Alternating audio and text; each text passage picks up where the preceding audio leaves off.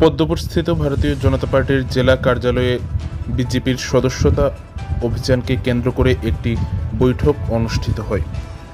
7 September শনিবার দুপুর আনুমানিক 12টা নাগাদ উত্তর ত্রিপুরা জেলার জেলা সদর ধর্মনগর শহরের পদ্মপুরস্থিত ভারতীয় জনতা পার্টির জেলা কার্যালয়ে ওবিসি মোর্চার উদ্যোগে ভারতীয় জনতা পার্টির সদস্যতা অভিযানকে সামনে রেখে এই বৈঠকটি অনুষ্ঠিত হয়, যেখানে এই বৈঠকে উপস্থিত ছিলেন ওবিসি মোর্চার প্রদেশ প্রভারী ডক্টর হরিশ কে চৌধুরী। এছাড়াও উপস্থিত ছিলেন যুবরাজনগরের প্রাক্তন বিধায়িকা তথা ওবিসি মোর্চার রাজ্য সভাপতি মলিনা দেবনাথ।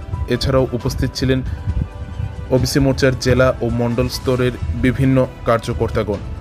এই বৈঠকে মূলত ভারতীয় জনতা পার্টির সদস্যতা অভিযানকে সার্বিক দিক দিয়ে কীভাবে সফল করা যায় এবং আগামী দিনে ভারতীয় জনতা পার্টির ওবিসি মোর্চার বিভিন্ন কার্যক্রম সম্পর্কে বিস্তারিতভাবে আলোচনা করা হয় উপস্থিত সকলের সাথে।